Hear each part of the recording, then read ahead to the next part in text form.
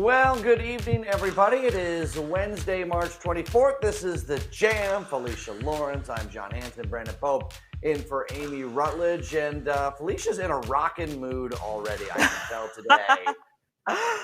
I gotta tell you, girl. I had an early start. I had physical therapy early today, so I'm trying to hype myself up. It's been a long day. Sometimes you gotta hype yourself up to get through the day. Well, we're gonna do it together. Brandon Pope's got his Captain America shirt on. We are raring and ready to go. Thank you so much for joining us. Yes, indeed. All right, guys. Let's start with the latest on the Colorado shooting. It killed 10 people. The FBI right now is looking into suspected shooter Ahmad Al-Aliwi Alisi's online activity to try and understand his motive. Officials say he has never been the subject of an FBI investigation, and he's not in any federal databases that would have kept him from buying a gun. Meanwhile, the White House says they're considering taking executive actions on guns. President Biden is pushing for a pair of House-passed gun reforms, including a universal background checks measure and an assault weapons ban. The Second Amendment gives us the right to have guns, but after each mass shooting, the debate about which type and who should have them reignites on social media and, of course, amongst lawmakers. Joining us now is Jonathan Manning, who is a certified firearms instructor and security expert, and he's here to help us break all of this down. And he's on the move, so he's tuned in from his car. So thank you so much, Jonathan, for joining us. Can you tell me what's the purpose of having a high-powered automatic weapon? For protection. It can either be for protection or it can just be for the sport. Whether high-powered, semi-automatic, double action, it's all about the user. You know, guns don't hurt people, people hurt people. So it doesn't matter. To me, it doesn't matter about the pressure that comes behind the firearm. It's all about what's in a person's heart, what's their motive. I can set a firearm down right now. If I set that down for 100 years, nothing will happen. It's all about the person who's behind that firearm. Certainly, mental health plays a large role in what is happening here in the United States. But when you look at the population of the European Union, which is larger than the United States, they've got like 20 times less gun deaths. Certainly, the availability and the access to guns has to play some part in this, doesn't it? Again, it's a process for you to even get a firearm. So if we're talking about legal firearms here, pretty much the process is put in place for you for the people to have. Now the overflow of illegal firearms, that's another story. I feel that they're for the people. Again, it's a sport for protection. And again, how you said it's about the mental health, the mental state of a person. What their plans are for their firearm. Yeah.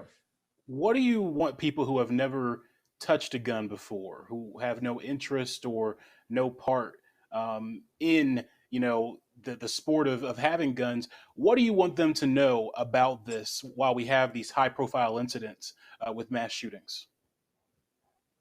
Well, for the people who aren't too familiar with guns, and I can put it out there, I'm not a fan of firearms. Growing up, I wasn't a fan of firearms. But there was so much going on in the world today, I feel like everyone should be able to use a firearm just to protect themselves, whether it's an adult, whether it's a child, whether in a school, whether in church.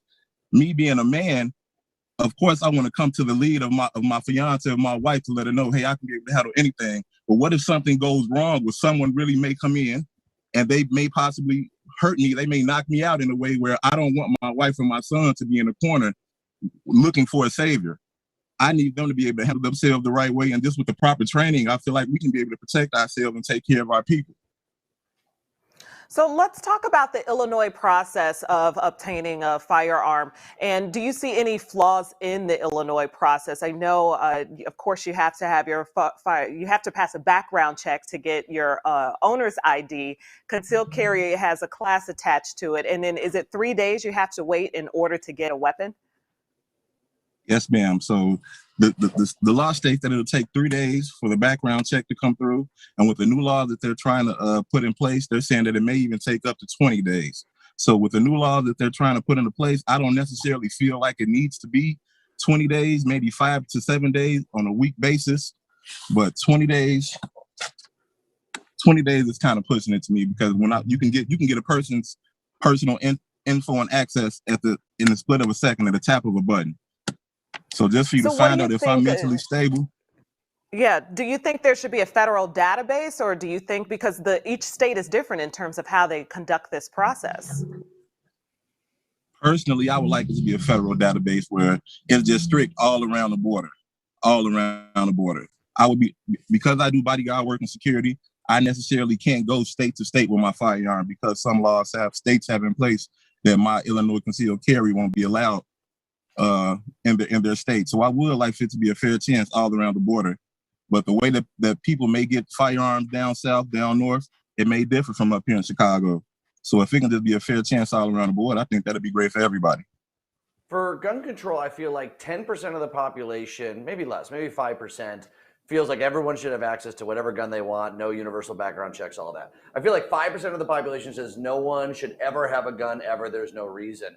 Do you feel like there is a broad coalition of gun owners, non-gun owners, who can come together for reasonable solutions to actually make this work? I believe so. I believe so, because everybody has an opinion and everybody's opinion should be valued. And the background that I came from, my father is a pastor, my grandfather is a pastor. So I come from a long history of just pastors.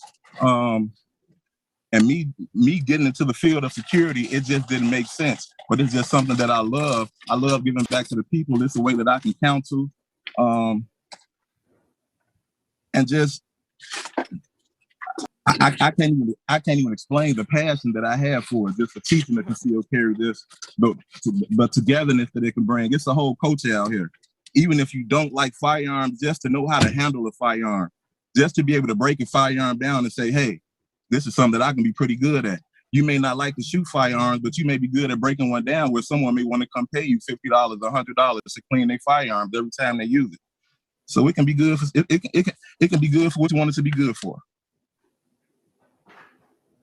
We're starting to run out of time here, but I just wanted to get your perspective as a black man, the importance for you being a black man, holding a firearm, having a firearm, and why you think it might be important for other black people to get into gun ownership. Again, me being a black male, I face it every day raising my son, hoping that he doesn't have to go through the things that I'm going through. But there are certain stigmas that are attached to me that even with this firearm, I feel like I have to move even more cautiously. I'm not going around looking for trouble. I'm not going around looking for any problems. I just have it on me just for protection, just so I can make sure that I can get from point A to point B and I can get back home to my family safely. Again, we hear you, Jonathan. We hear you. We certainly appreciate your perspective and the insight that you're lending towards this.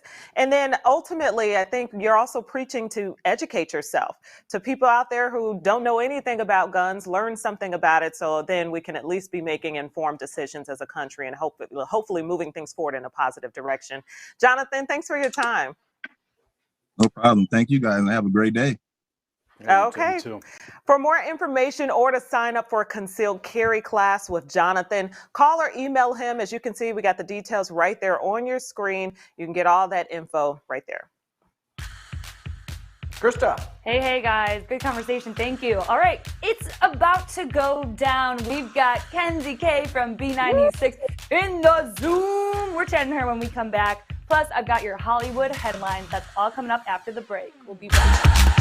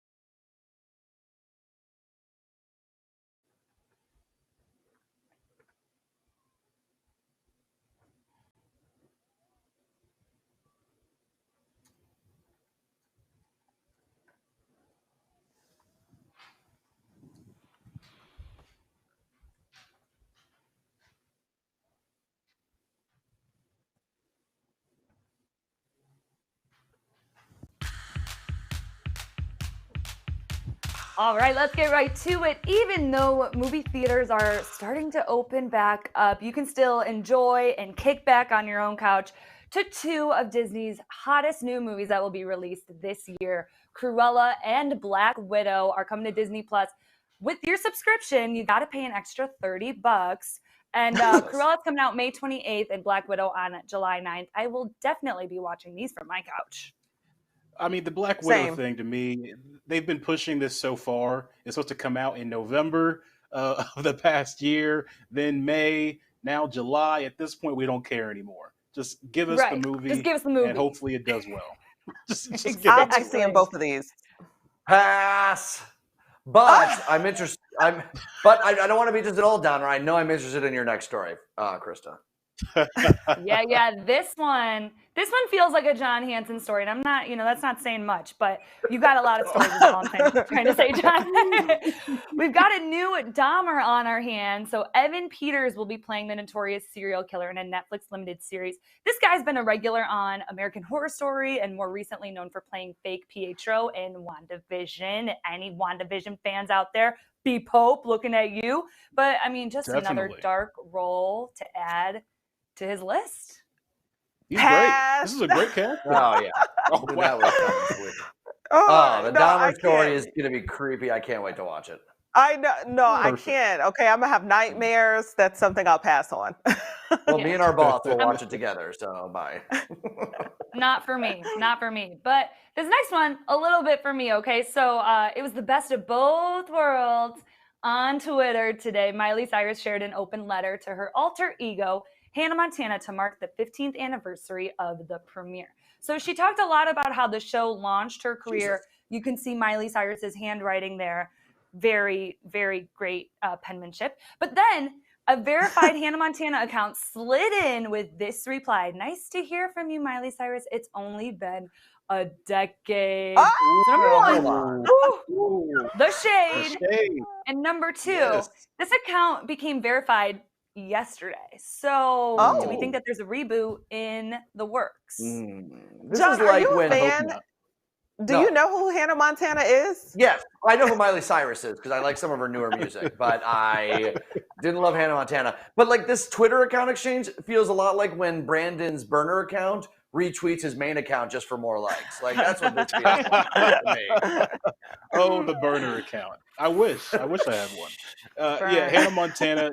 All I know of Hannah Montana really is the Migos song Hannah Montana that I loved in college. So hey, we'll see. I'll give it a shot, Miley. Why not? That Stay relevant. sounds like a Thank you. fun kid in Thank college. you. Boy, that sounds I like appreciate that. That's a great song. Hannah All right, Montana, all right. Hannah Montana, Hannah Montana, Hannah fun. Montana. Thanks, Krista. It's really, that's not a Hannah Montana song, but whatever. Make sure you guys follow us on social media at the Jam TV show. We got good stuff all over. Kenzie K here. In everyone's house. Right? Welcome home. This is our version of Cribs. It's popping.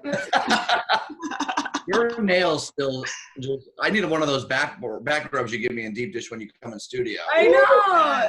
These are pandemic proof. They're still on, you guys. Oh my gosh, 1 year ago, and for those of us working in TV and radio, there's been quite an adjustment. But B96's Kenzie K has kept up her sense of humor, her fun demeanor all through it. Yes, she's back here with us now. Kenzie K. Oh my goodness. It feels like it's so long, but at the same time, so short. It's good to see you. Before we get into it, nail check. What do your nails look like now? No, okay, you guys. No, I thought you wouldn't see. I was gonna keep my hands down. Don't. And this is Yeah, only okay. because I had a huge mishap yesterday, you guys. I spilled my nail glue everywhere. And the only way to get nail glue off of things is just like soak it with acetone. And it disintegrated the nails that were on my hand, getting it like off my furniture. If you see Kenzie K, you know she is known for having really, really extravagant nail and nail jewelry. So, of course, I had to ask. But it's good to see that you're like the rest of us, struggling to make it through the pandemic. Girl, I have to start doing press-ons. Like, this is a whole new world over here. And Kenzie, like the rest of us, I mean, you had to work from home and kind of adjust to that life, but now you kind of moved back in studio. What's that adjustment been like, getting back into an office? Well, what's crazy is when I started all of this, I was like downtown, okay, like not single, but like I lived downtown single, right? And then when this pandemic hit and they started letting us work from home, I went to stay with my boyfriend. He lives down in Elgin in a house with his son. And I'm like, okay, like cool, I'll do this for like 2 weeks. I haven't left. I am still in Elgin. I officially moved in with him, and it's so different for me because now I commute. I take the train an hour and a half to and from work every single day versus my 5 minute like across the street walk. So it is so drastically different being in the studio now for me. Until I stumbled upon your account with your boo Justin, I thought OnlyFans was for one very specific genre of entertainment, and I was Yes. like, "What are they doing?" But no, there's some real good wholesome content you guys are doing. Yes. Oh my gosh. So this is hilarious because when I posted it, I had a few friends hit me up like, "Hey, have they cut your pay at B96? Like, are you okay?" I'm like, "No." It's not what it looks like. But you know, it's kind of like when Snapchat started. Remember, like the stigma of Snapchat, but then it became like super normal, and then you put like bunny ears on yourself and you send it off and you look ridiculous half the time. That's like what OnlyFans is. Like, yes, it's gotten utilized heavily for this, but they want to become a mainstream site. So all the content that you're seeing on, you know, Instagram, TikTok, Twitter, like those things that we're doing, we're now utilizing on our OnlyFans, and it's been awesome. I think we're at about 120,000 followers in 2 months now. And I mean, I'm not gonna lie, we get some comments like, "Not what I signed up for, but it's funny." Okay, We're using it a different way. Kenzie, I'm that person. I gotta say, I'm that person. I scroll through and I see you guys in your pictures, and I'm like, this is disgusting. And then I'm like, I'm like, oh, I just hate to love you guys. It's so cute that it's disgusting. I always say, like, you know, when we started the pandemic, his mom also lived in this house. So my first time ever living with a man in my life. Okay, I was like solo dolo. I didn't want to move in with anybody. I moved in with Justin, his mom, and his son in a pandemic. So that was very interesting. And we're like, if we can make it through that, like we can make, like we wanted more of each other. We decided to permanently live together. What is wrong with us? So what is your advice? What's your advice to people living with their mates, whoever they are, their partners, living with their partners? What advice do you have for them? You know, it's funny because I often get like my mom's like, she's very strict even in her relationships. And she's always like, "You're so forgiving. You're almost forgetful in your relationships. You let so much go." And I'm like, you know what? I believe in being the change you want to see in your relationship. So if you want a super positive partner, make sure you're being positive. If you want a super forgiving and understanding partner, make sure that you're presenting that. So there's little things that I'm like, I don't do that. Like, I'm annoyed he does, but look at the fact that they probably feel the exact same way. So like, don't harp on people for little things. It's annoying. And you do little things too. You just don't know because they're not little things to you. Right. Okay, Kenzie, we got 30 seconds left. What's next for you? You're back in the studio. Any big projects on the docket, or are you just trying to make it out of this thing? You know what? We're going to keep growing our OnlyFans in an appropriate way. Okay. Yes. And you know, I do have some exciting news. Probably coming up, I would say, in the next few months. So I'm really excited. Just keep a lookout for me. Okay. We do expect wedding invitations. No pressure. Hopefully that's what's in the next few months, people. Okay, this is naked. Hey. No pressure. I'm just saying. I'll be waiting by the mailbox. That's all. It's gonna be in Mexico, so pack a swimsuit. Hey, I'll go anywhere out of this pandemic, child. Thanks, Kenzie. Thank you, guys. Thanks a lot, Kenzie. You guys, she is just a riot. You can keep up with Kenzie by following her on social at Kenzie K on air and listen to her live weekdays 10 to 2 p.m. on B96. We'll be right back, guys.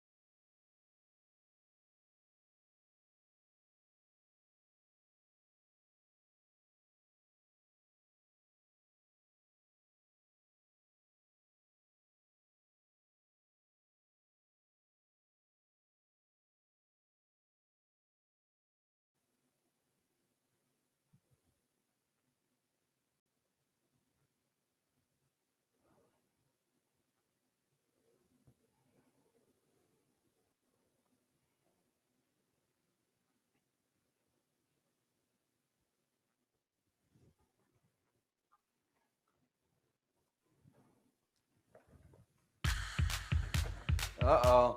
Always hate when this Here we happens. go. All right. Nervous. What's the first thing you judge people on when you meet them? Oh, Pope, you go first. That's a tough one. I'm not a judgmental guy, so I guess I don't really. But if I got to answer the question, maybe their hygiene, personal hygiene, Okay. like if they smell bad. That's a good one. There you go. Yeah. That's a good one because you want people to smell good. You notice, if their breath is not together or if it's not, if something's awry, you kind of notice that. Dirty I will fingernails, say, all that. yeah, yeah, that too. For men and women. I'll say this is super subjective, but I read people's energy. I'm a Sagittarian. I'm really intuitive. So the energy that you come with, I'm very in tune with that. What is that? It means exactly what I just said. You mean like the energy they have. Okay. I thought you meant like some metaphysical stuff. John. Yeah, you ain't getting out of this, Brandon. You want to keep going? No, I'll save you. I would say, for me, honestly, it's like if they are too into themselves, which I know is rich coming from me, but yeah, I don't like that.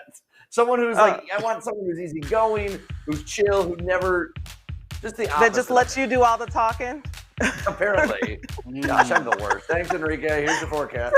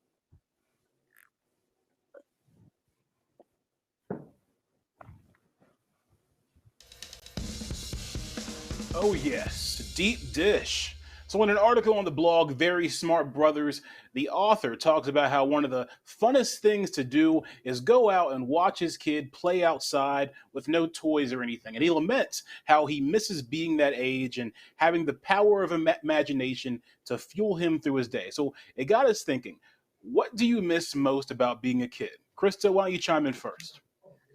Ooh, this is a good one. I gotta say how when you're a kid and you have free time, it's mostly filled with fun or playing or as a kid, I danced a ton. Now, if I have free time, it's like if I'm not doing anything productive, this is a waste of time and I should not be doing anything, but anything on that list of things to do that I need to get done. You know what I mean? Right. You feel that pressure to always be doing something. Yeah. Yes. I think that's a great answer. For me, the saddest realization is that there was a time when me and my friends who would always go play in the nearby forest or play baseball in the street, that we came home one summer night probably, never knowing that we'd never gather again to play. And that thought sticks with me forever because I wish I would have enjoyed it more because there was a day where it was the last time and we never knew it. And the summers were so long. The summers were so long and you had all this time to play outside. I hear you, John. I like what you said about getting imagination back, Brandon, but I think we got to work on doing that as adults. So I don't really miss anything because I like where I'm at in my life. But if I could bring something, my father passed when I was 11. So I would really like to just bring the memories back. We used to go fishing. He helped me with my bike. We used to go to the pet store and look at actual fish to put in a fish tank. So just stuff like that. I miss that. Look at that little missed that, yeah. nostalgia hour. That was nice. Yeah. We'll be back with Back more to you. fun. Yeah.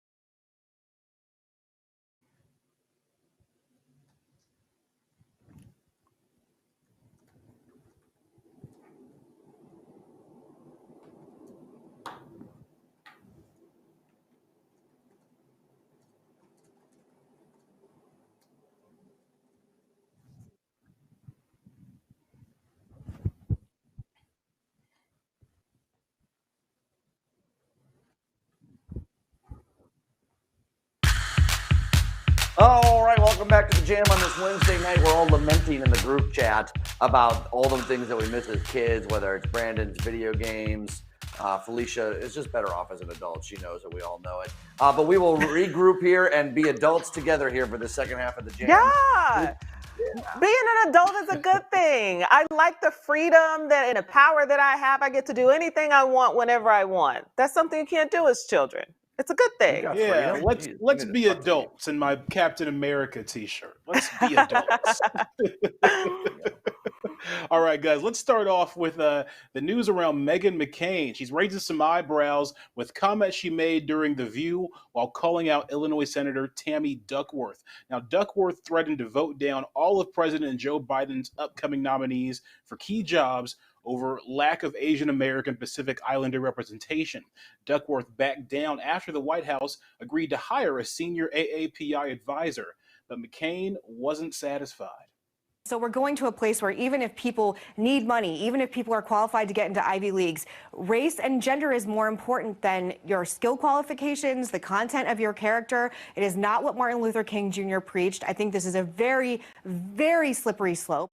The View is 25 years old next year. We've only had one Asian American co-host this show. So does that mean that one of us should be leaving at some point because there's not enough representation? We're talking about, is identity politics more important than qualifications of a job? And I think that's a question going forward that the progressive left is going to have to reconcile. And it's pretty dubious, in my opinion, to frame that question that way. I mean, this premise that, oh, if we give this job to an Asian person or a black person, a white person that's more qualified is going to be left out. What if the person of color is actually more qualified? Like, the whole premise itself is ridiculous. And Meghan McCain, are you qualified how is she qualified? for the job? I do not hold my breath or for Meghan McCain's opinion on equality, racial equality, and diversity. Someone who holds this platform, not that she doesn't work hard. I mean, maybe she does, but let's be real. Her father has certainly elevated her level, her status in terms of the rooms that she's able to get into. So, and the amount of nepotism there, like, oh my goodness, look at Brandon's face. That's my face too. So I don't expect her to understand what a minority has to walk through, or the doors or the glass ceilings they try to break through. I don't look for her to understand that at all because of the reasons I just said. I'll leave that at that. But yeah, I don't even feel like she should be posing the question in that manner. I don't know. I've been, I guess, on the fence with this all day long. Yeah. It just feels icky how she even posed it, you know? Right. Well, Meghan McCain made a couple mistakes. First of all, walking out on a television with that hair, and second of all, the words that came out of her mouth. Because that was something else. Who is her stylist? Anyways. Yeah, that's. But I think Tammy Duckworth is wrong in what she did. I think that this is one of the most diverse cabinets we've ever seen.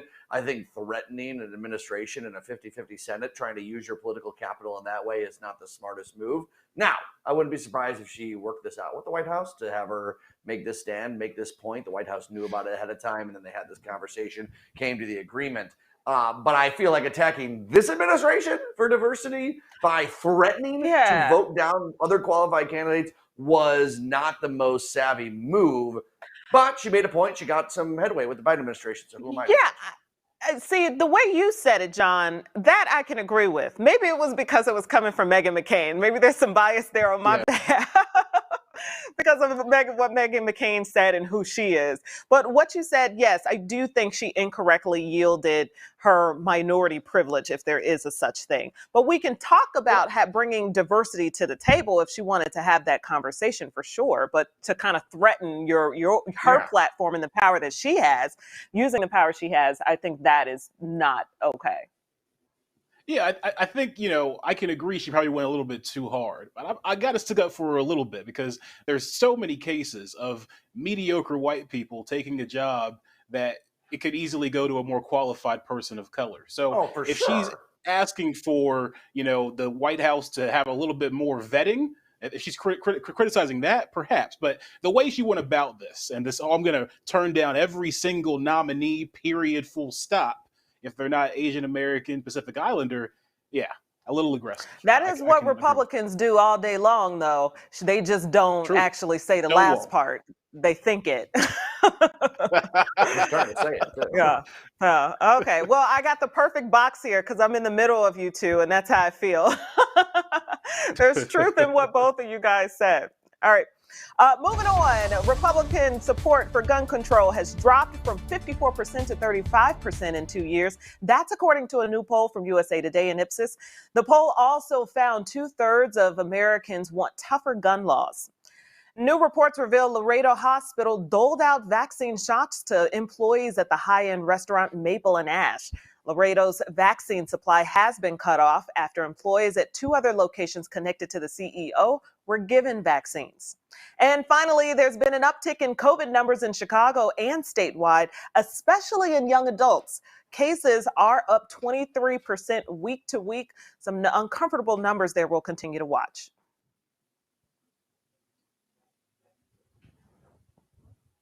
We are seeing a lot of COVID cases being driven by the decisions you're making. So please stay smart, stay safe, and keep doing the things that have gotten us this far.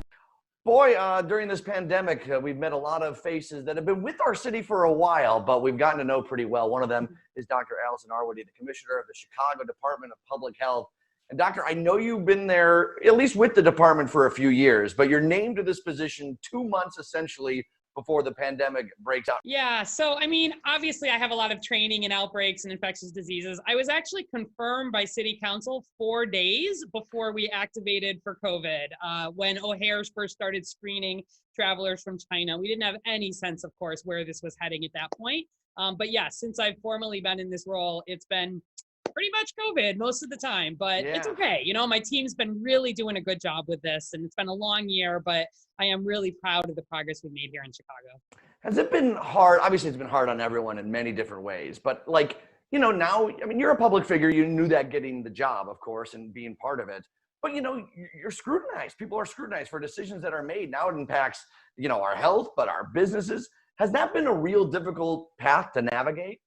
It's been such a challenging year for everybody. And I really have appreciated, with Mayor Lightfoot and with her senior team, we have been absolutely rooted in what do we know about the science of COVID. Every single morning at 8 a.m., I have a call with the mayor, with her team. We start with the data. Where are we? Where are things going? And we've really tried to use that to guide these reopening conversations. I know that this isn't probably something you focus on your day-to-day life, but maybe years later, looking back, I mean, in Chicago, whether it's Mayor Lightfoot, yourself on a state level as well, we've seen a lot of strong women in big, powerful positions making important decisions.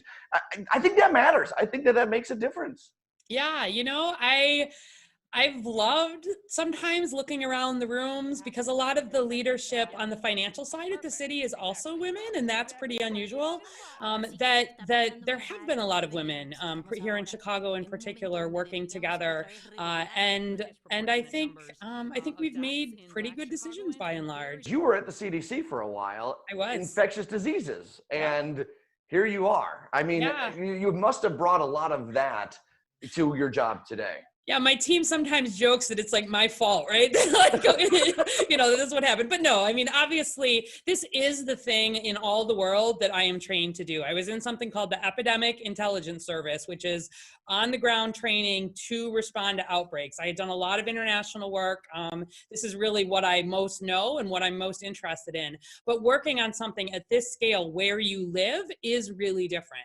Summer festivals, concerts outside. I know it's impossible to prognosticate exactly what's going to happen, but I imagine it's relying on what you just said. If we can get those numbers up, we could do some things. It is, exactly. And, we're seeing just a little bit of increase in cases already. People, I think, they're saying, oh, we're done with COVID. We're not quite there. But if we can just get people vaccinated, and we've been doing a good job of pushing vaccine to the settings that are most driving our outbreaks. So that's part of why we've seen this improvement. But I want to be open this summer. I want to be able to be bringing things back that I love about this city. And I think we can do that if people will not give up too early on the things that got us this far and have that confidence that as vaccine supply ramps up, especially in April and May, take that vaccine when you have the opportunity. All right, a lot of people bake sourdough. Some people have binged every show on Netflix. How do you unwind in the time that you have that's limited? What do you do for fun, Dr. Harwoody?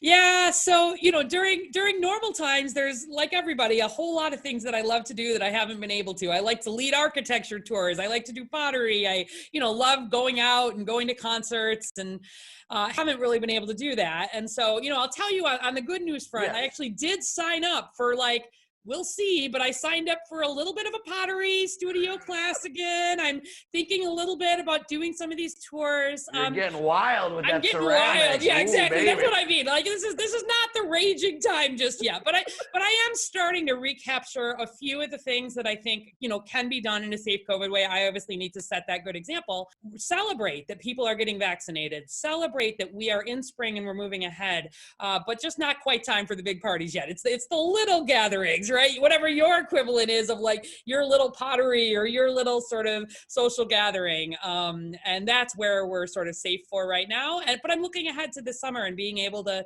go to some concerts and do some of this as long as we're in the shape to be able to do it. Find the ceramic bowl of your life and do whatever you need to do with it. Let's get the information up on the screen where you can follow, first of all, the mayor's office and obviously Chicago Public Health on Instagram, Facebook. They do live sessions, as they were saying. Chicago.gov online is where you find a lot of that. I'm ready to go to to a concert with the doc. I love it. All right, Felicia, I have a question. Who run the world? Girls! Yes! It is game night, and we are testing our knowledge on trivia all about the ladies. Cannot wait. And right after the break, we're getting down with MTV host Dometi Pongo. Look at y'all.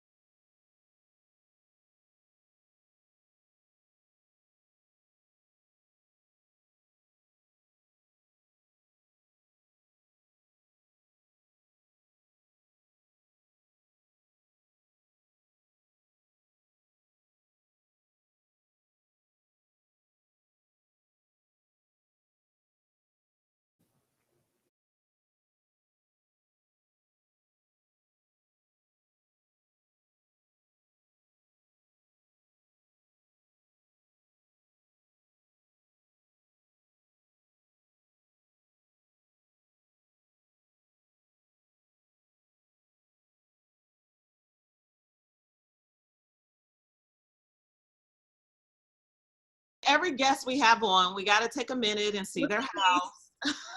Oh, let me give you a tour. Yes. This is New York, so this is it. This is the tour. This is the whole apartment. That's it.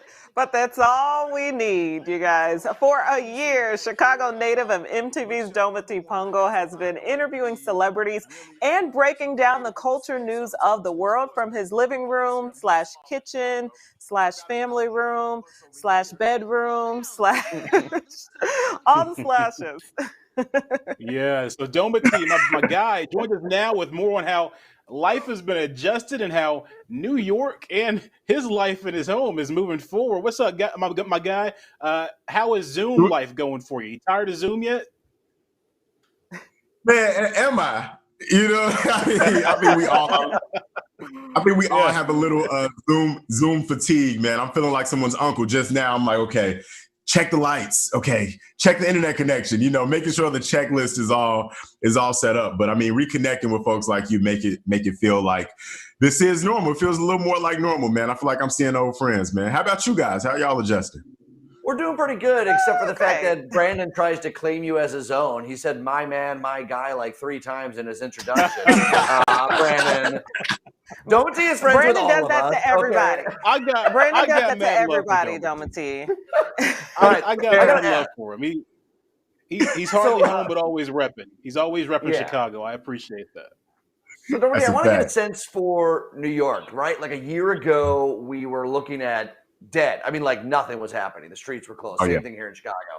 Here, the weather has warmed up a little bit. St. Patrick's Day, some people are. What's the vibe in the city? Is there an optimistic feel like? Is New York starting to feel like New York again?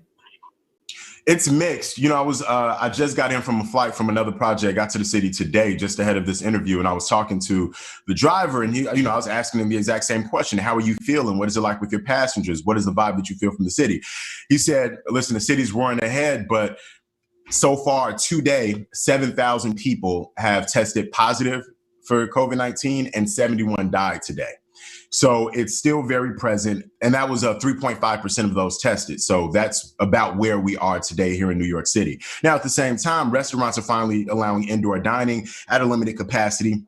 You've got restaurants that were once closed and we didn't know if those doors were ever open again, now open and closing at 11 p.m., which is crazy for the city that never sleeps to close at 11 p.m. But a much needed reprieve for folks who haven't had places to go.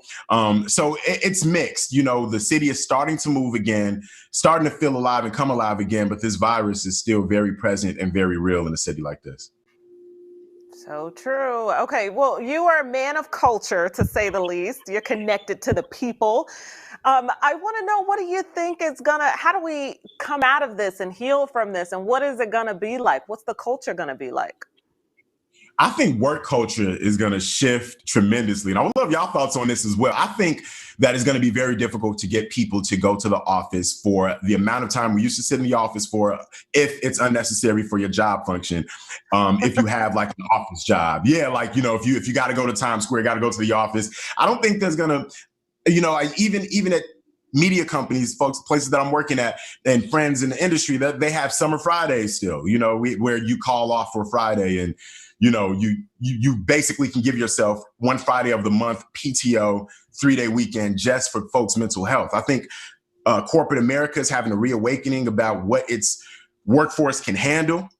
And I think we're rethinking efficiency, because if we can operate remotely this well for a year, can we save some money on the actual building structure and, you know, cut down the amount of hours, the amount of office space, which means that we might reimagine some jobs, which means that folks could lose their jobs on the other side of this as well. So That's possible. Yeah, so it's a lot to it, but I do believe that that the upside of this is, I think that hopefully, I'm optimistic that we'll figure out a new definition of what work-life balance looks like. Yeah, I hope so. And hey, man, you made a lot of waves with your True Life Crime series, especially that first episode here in Chicago with Kanika Jenkins and that story. What's the word on season 2? Man, mum's the word, man. I can't say just yet.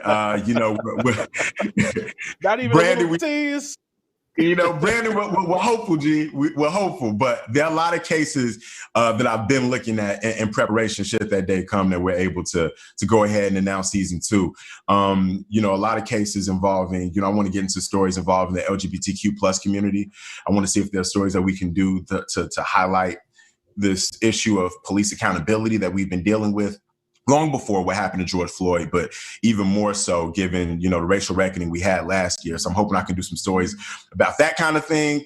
But we'll see. And I've been getting a lot of inquiries from fans. And I don't think I realized, sometimes when you're in it, that you're helping the families, but I don't know if I fully realized how many families are hurting in this way. And I'm reaching out. That we can, shed light on their loved one too. So hopefully we get that opportunity. So we'll see. Cool. We'll see. Yeah, meaningful work, bro. Indeed. We appreciate you for it. And thank you so much for joining us and catching up with us a year later. We appreciate it. We miss you. Bye, Dometi. I miss you too. I'm like, that's it. I want more. I need more. Brandon took up all the time. He always does it. It's fine. Come on back now. I love you guys, man. All right, man. Love you. Love you too, man. You can check out some of Dometi's interviews and stay connected by following him and MTV News on social. Krista.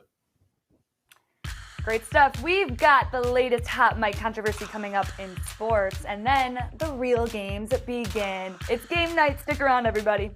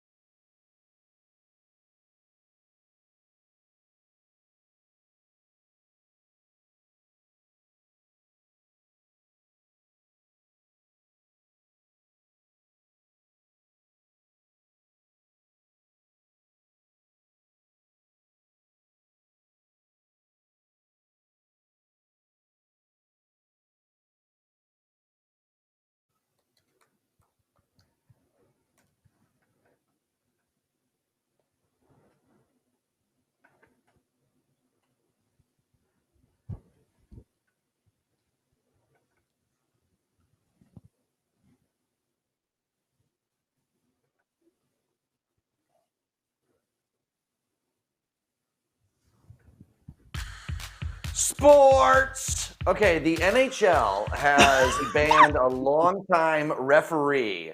So his name is Tim Peel. He's called 1,300 games. He's been a ref for it. So he picked up on. He was on mic, and they picked him up saying something during the game last night. After he called a penalty on the Nashville Predators, he said to another ref, he said, "Well, it wasn't much, but I wanted to get an effing penalty against Nashville early. I wanted to penalize this team. I was looking to penalize this team." He has since been kind of banned from his gig in doing that for revealing the truth. Personally, I think that's what refs say to themselves all the time. They're never just caught on mic, especially in the hockey world. I didn't think it was that big of a deal to be banned from the sport. Pope? Yeah, the game is the game. It's like one of those unwritten things that if you are a player in one of these sports or a reporter that's covered it, this is how referees talk. The players know it.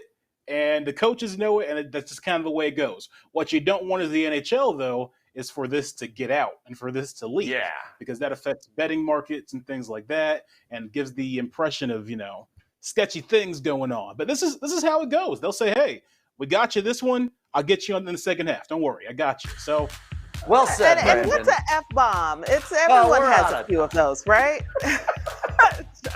You're right. We'll be back.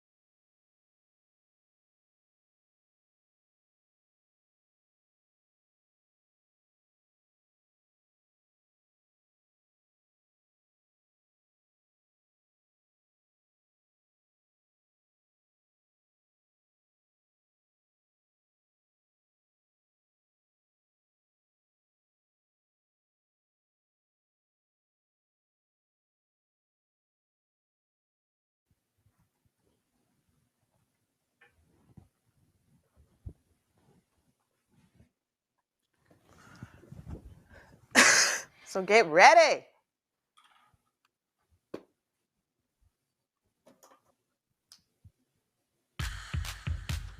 Well, this will come as no galloping shock, but I talked too much during this show, so we ran out of time for the women's game. So you can blame me. It happens all the time. I'm sorry. I had a lot to say. But, Christian, you brought up the point. It's got a couple more days left. I'm not invited to any parties. Yeah. But we'll play it again soon, Krista. We got to do it because you got Women's History Month here. Yeah. You got it. Next week. Mark your calendar. Yeah. But we're not playing a game, but we are celebrating, though. Yeah, so this is huge news. Rachel Levine was just confirmed by the U.S. Senate as the Assistant Health Secretary. She is the first transgender woman to be confirmed by the U.S. Senate to serve in this role. And I just want to stop for a second because I know we've come a long way in LGBT rights, and we've come a long way really quite quickly. We have a long way left to go. Do not get me wrong, considering it was 52-48 was the vote. But if you would have told me that 5 years ago, I would have said you were crazy. I would have said there's no way we will get to this place as a country that a transgender person could be confirmed by the United States Senate. And here we are 5 years later. Because I would have felt the same thing, and it just shows how much growth we've had just in the last handful of years. I mean, I'm remembering the start of the Me Too movement a few years ago, and it just seemed like it has been a wave of just a lot of socially conscious talk and discussions that have pushed the culture forward. Yeah, I just think about the impact this is going to have on kids. When I see stuff like this, that's what I think about first. I mean, they're going to be able to see themselves in somebody and know they can do that job too. So I think that's pretty awesome. That's true. Such a big win. Yeah, we have a long way to go on those sorts of issues and many other issues. But there's moments in our country where we should go, okay, check that off the list, right? Okay, we don't want to give too big of a pat on back on ourselves because we should have done this a long time ago, but we'll do it. Anyways, to be proud to be an American. Yeah. Yes, that's why you got the Captain America shirt. With his Captain America shirt? Exactly. So we'll see you tomorrow. Bye, y'all.